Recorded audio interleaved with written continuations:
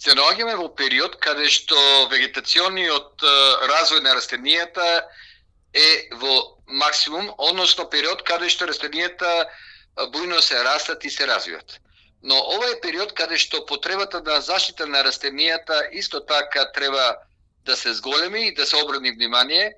затоа што сведоци сме дека променливото време носи и појава на голем број на болести, а исто така и штетници. Ќе искористам оваа прилика да ги информирам лозарите дека во овој регион, во Струмичката котлина, се приметува не само летот на молецот, на гроздовиот молец, него и негово куклење. Исто така би сакал да ги информирам лозарите дека, како што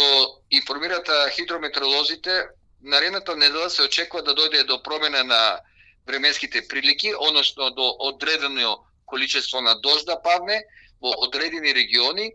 може би и тука, а со цел да се избегне исто така појава на пламеница, па покасно и на пепелница кај виновата лоза, во комбинација со инсектициди против гроздовиот молец, се препорачува да се употребат и фунгициди против пламеница и пепелница.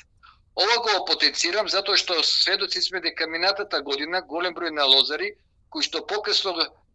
започнаа да ги штитат своите насади од винова лоза, има проблем со појава на пепелница, а пред неколку години исто така има појава и од појава на пламеница.